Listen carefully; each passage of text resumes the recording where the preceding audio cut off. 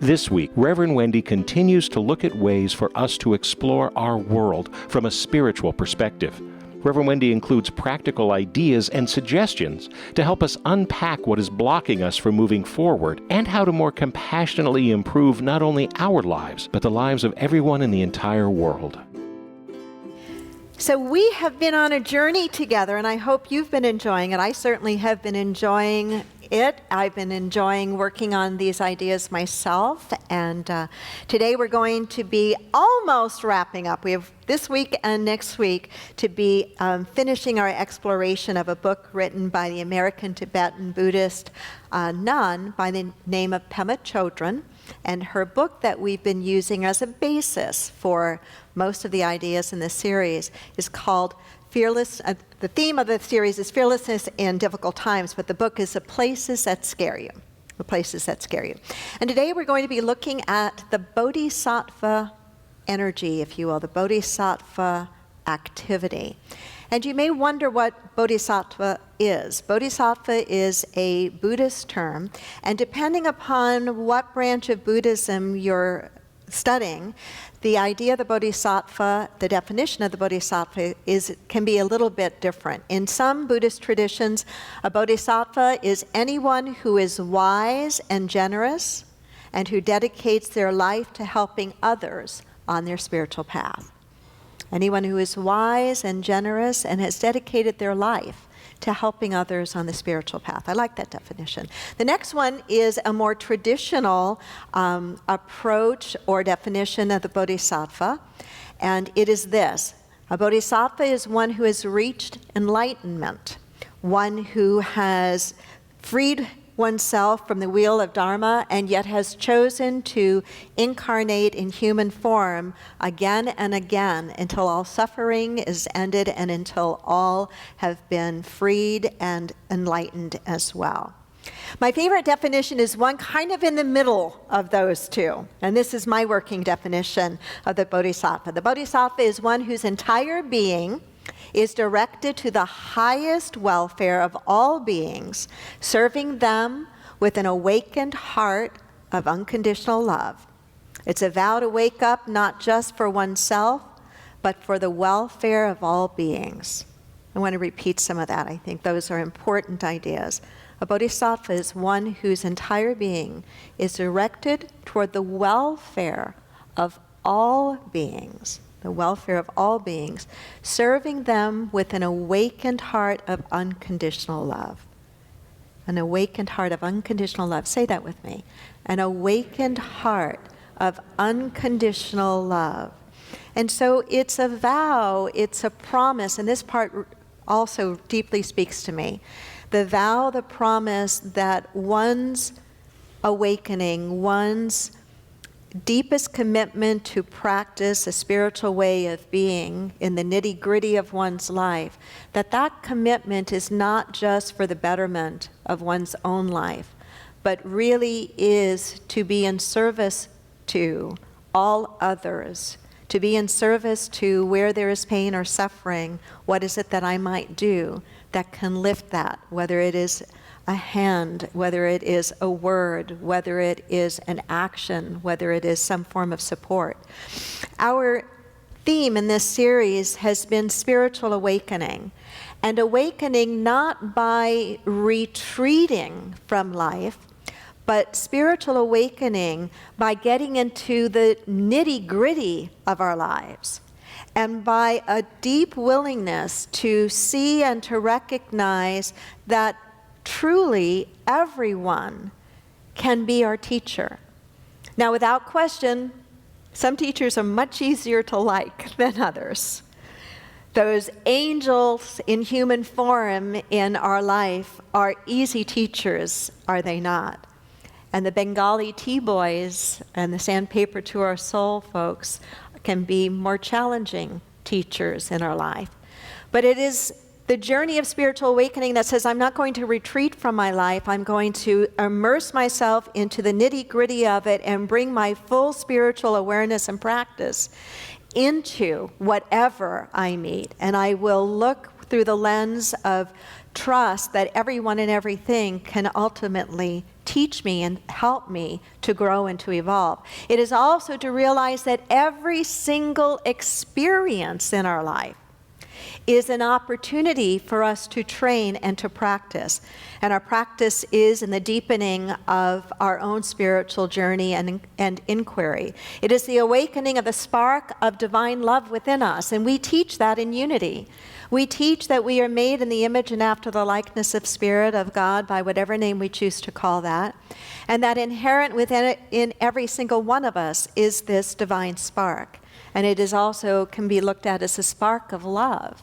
And so we are here to dedicate ourselves to a greater understanding of that, but not just an intellectual understanding, an actual practice of it. And just as we might learn any skill in our life, there are the techniques and the elements of that skill that we must learn, but then we must practice over and over and over.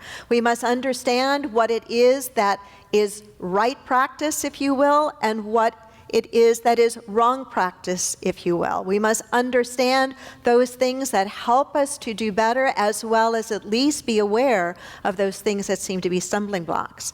If you were with us last Sunday, you know that we looked at some of the obstacles to our awakening, and specifically we looked at, as is taught in Buddhism, laziness as being an obstacle on the spiritual path. And specifically, we looked at 3 kinds.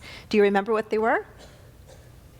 Yes, that was the first one, that first service, remember too, indolence being one. Do you remember the second one? Excellent, inferiority. Excellent, I think that was Eric over there. And do you remember the third one? The third one was addiction or attachment to non-virtuous action.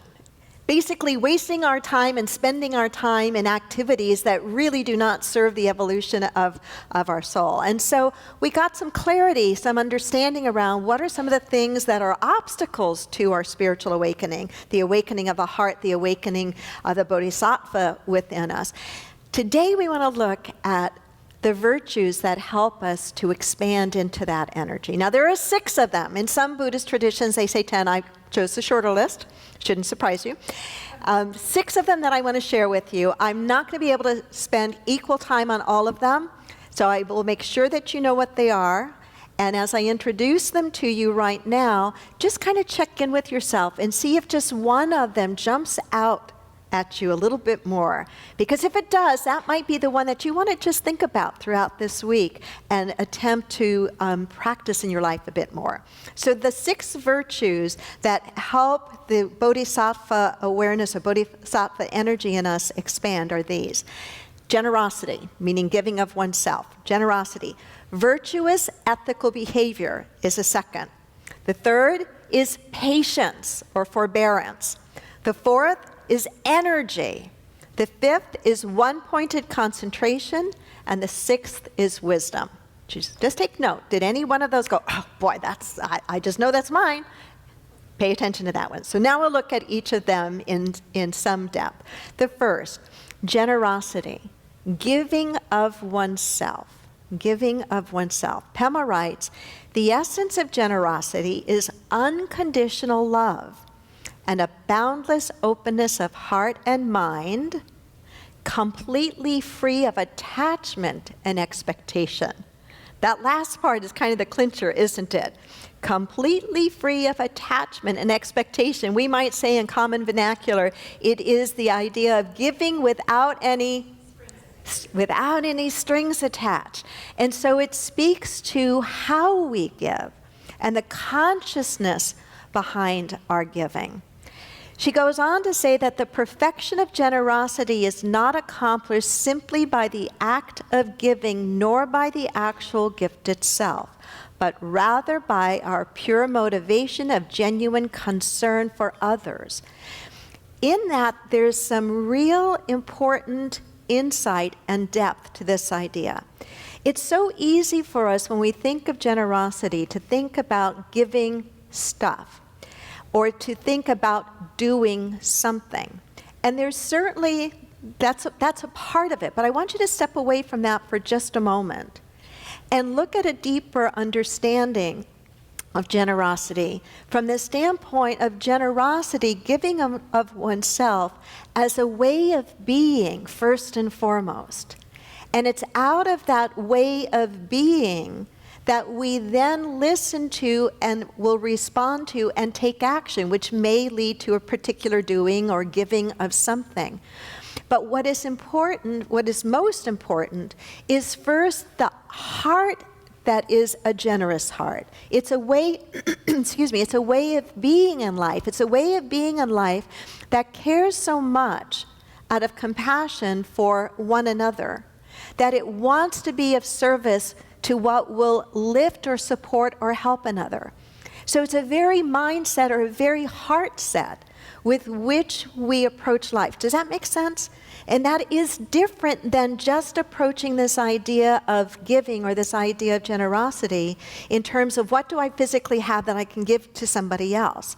Sometimes that kind of giving is actually empty because the motivation or the genuine generosity of the heart is not there. The Bodhisattva practice requires that the heart is there. I like this other piece that Pema writes about with regard to giving of oneself, and I'd never heard this before, but I found it very helpful. She writes, the essence of generosity is letting go.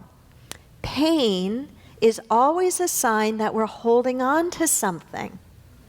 Generosity, the essence of it, is letting go, and pain is a sign that we're holding on to something.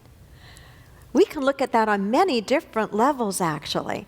She also talks about a practice that is sometimes done to help people experience this idea of letting go.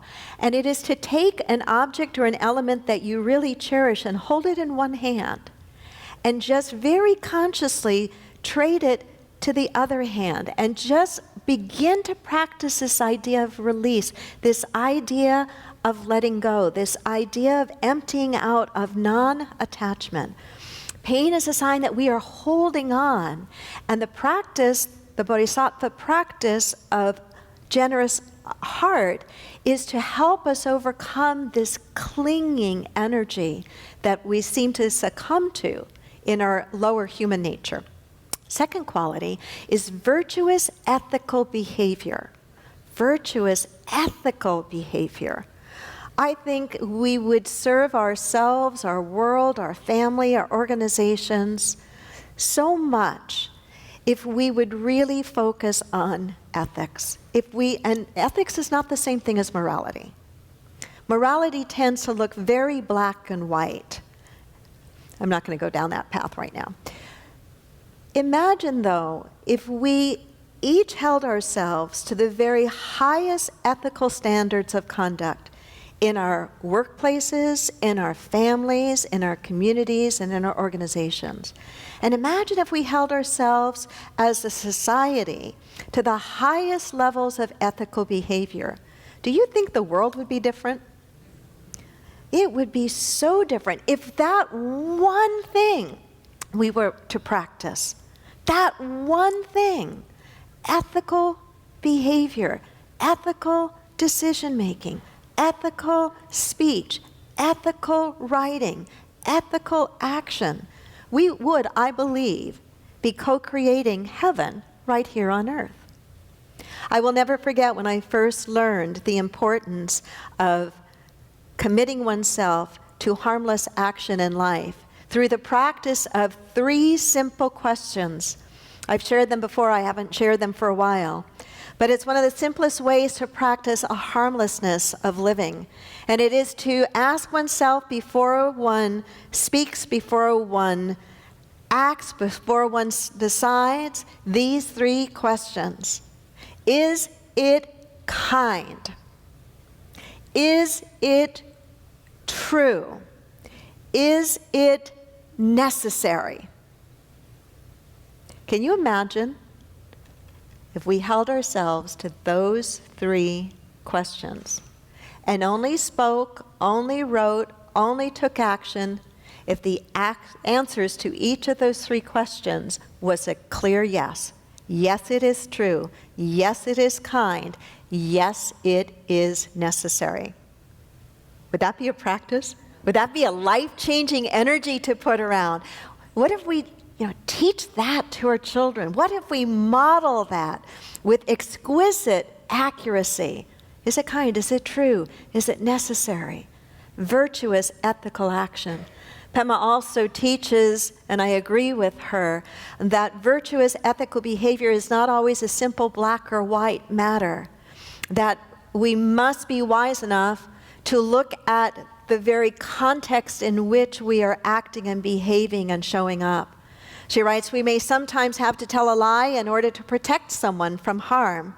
There is no act that is inherently virtuous or non-virtuous. That is a very deep idea and a very true one. There is no act that is inherently virtuous or non-virtuous. The warrior, spiritual warrior, trains in the discipline of not causing harm, knowing that the way to do this skillfully may change with circumstances. The third is patience. Say that with me.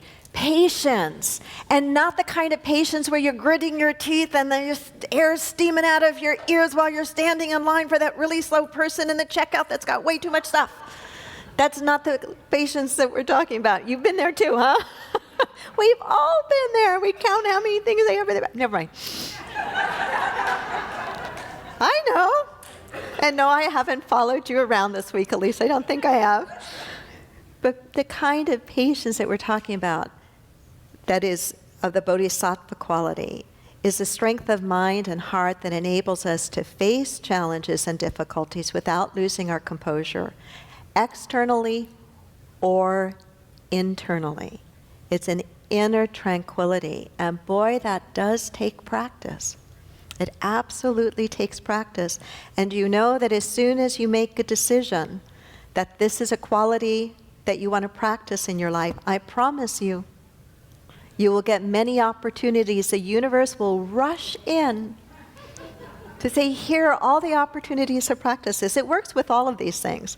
If you say, I want to practice greater tolerance, you will be given all sorts of sandpaper to your soul people in your life in which you can practice tolerance. If you want to practice non-judgment, you will be drawing into your life some of the most unusual people and circumstances in your life. How else can you and I learn? How else, truly, all joking aside, can we learn to embody a different way of being if we're not given those situations in our lives that require us to find the strength to develop that capacity in the face of that thing, whatever that thing may be? Otherwise, it's all just theory.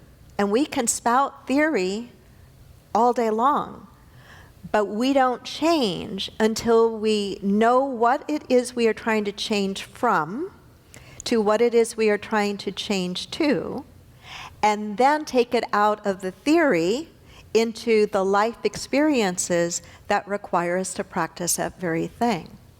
Pema tells a story in this particular chapter in the book of a man who decided that he was really going to practice patience, and he was going to practice it particularly on his drive time to work. And so whether it was a red light or a slow traffic or rush hour traffic, that he was just going to consciously breathe in and breathe out and center and be patient in whatever driving conditions he found himself in. And he was doing really, really, really well this particular day, and pulled up to a red light, and a woman was walking across through the crosswalk, and he's just being very patient. He's practicing because she's going really slow. The light's already changed. It's time for him to go, but she's really going slowly. He's practicing patience, and all of a sudden, the woman turns and starts kicking the car and screaming at him.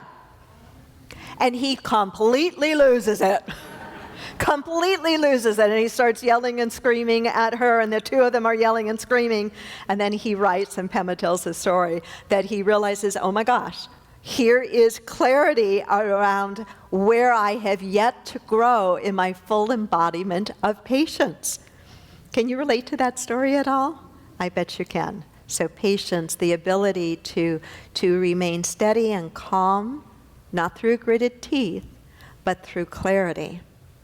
The fourth is energy. And you might wonder, energy, what does that have to do with the Bodhisattva? What does that have to do with the caring of the welfare of others, of awakening and growing yourself, not just for the benefit of you, but for the benefit of others? What does energy have to do with that? It has a lot to do with it. And it actually relates to last week when we talked about laziness on the path. Energy is about not letting discouragement and not letting ourselves get discouraged or disheartened either with our slow progress or with the state of affairs in the world around us. How many of you can remember first coming into metaphysical teachings and learning these ideas and practicing these ideas and really feeling your life take off and really noticing significant growth and improvement? Can you remember that? Raise your hand. It's exciting, isn't it? And then I bet you've had the experience where that kind of tapered off after a bit. And you may have felt like you were on a plateau, kind of like in this transition period, like wondering how come all the things that I used to practice that I'm still practicing don't seem to be resulting in these phenomenal leaps forward in my personal or spiritual growth. And what often happens to people on the plateau, whether it's a spiritual growth plateau or a plateau in learning a new skill, because it happens there as well, what often happens is we get discouraged, we get disheartened, and we begin to give up, when that's the very time that we need to stay steady and focused and continue with energy and diligence in doing that very work. I've nicknamed for myself something that refers to my meditation periods when my meditation seems not to be just producing, or I don't seem to be experiencing the same depth of experience in my meditation, rather than being lazy and saying, oh, well, I just seem to be stuck, I'm not going to do it for a while and pick it back up in another few days or week. I go, no, I will still sit on my cushion and I will still practice. I call it my placeholder practice, meaning that I'm about cultivating certain habits. And I have learned that in the cultivation of certain habits, whether it's patience or kind-heartedness or tolerance or clearing my mind, that there will be times that I do better than others, and I must not become lazy and drop my practice because I'm disheartened. I need to keep the energy going, and it will break through to a new level. The fifth is one-pointed concentration. One-pointed concentration. I've been thinking about this one quite a little bit because I've noticed something in me that I don't like. And it is that as my life has gotten busier and busier and busier, and as I have had more and more that seems to be on my plate without me getting some off my plate, what I have found is I'm having a harder time during just a normal day to keep my mind focused on what it needs to be focused on. And so it is jumping in so many different directions. Can anybody relate to that? I think it is also, what's the word I'm looking for? It's also a phenomenon of our time, that not only does it seem that many of us are filling our days with more and more stuff, more and more responsibility and work, without even being able to have the time to say, what do I say yes to, what do I say no to? Some of you are nodding your heads here. And then all the distractions or the opportunity for distraction around us, that this idea of one-pointed concentration is an area that I know I need to really focus much better on. And I know meditation is a key to that, because in our formal meditation time is when we best begin to train the mind. But we also, I think, need to look for ways to catch ourselves when the monkey mind is going on all throughout the day. When we wake up first thing in the morning, how can you be behind schedule if you wake up at 4 in the morning? I'm still asking myself that, because it doesn't seem like you should be behind schedule if you're waking up at 4 in the morning. So what do you do? Some of you can relate. So what do you do with that monkey mind? I'll share what I'm starting to practice right now around this for the one-pointed concentration, because I know it's key to clarity, and I know it's key to a lot of these other qualities that are important as well. And that is, I'm going to use driving as a place that I do that. And let me tell you what I mean by that. I have noticed that I will drive here to the center in the morning and pull into the parking lot and wonder, how did I get here? Now, I know I've heard when people drink too much and they leave a party and they get home, they wonder how they got home. I'm not talking about that. I'm talking about the realization, oh my gosh, my mind was in so many other places. And yes, I drove safely, but did I drive mindfully? The answer is not really. Not really. I invite you with this idea of one-pointed concentration to pick an activity in your life and to start doing that activity. It's better if it's one that's kind of a routine thing. To practice bringing your full mindful awareness to that while you're doing that. So whether it's your short drive to work or your long drive, turn everything off and pay attention, complete attention, to exactly what you're doing as you're doing it. Maybe it's just going to be something even shorter than that, because that may be a long time to give one-pointed concentration to. Maybe you practice with when you brush your teeth. Can you be fully present to that? Why is any of this important? I'll tell you.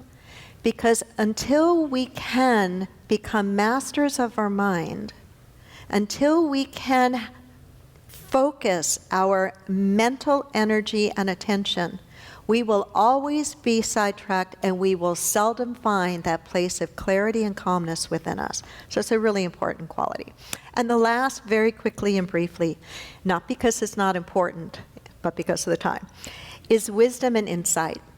You know, in our Bible we're told that Solomon, when asked of anything he could have, said, "Give thy servant an understanding heart." An understanding heart is another way of saying wisdom, because wisdom resides not in intellectual knowledge, but almost in gut-level, intuitive knowledge, heart knowledge. Give thy servant an understanding heart.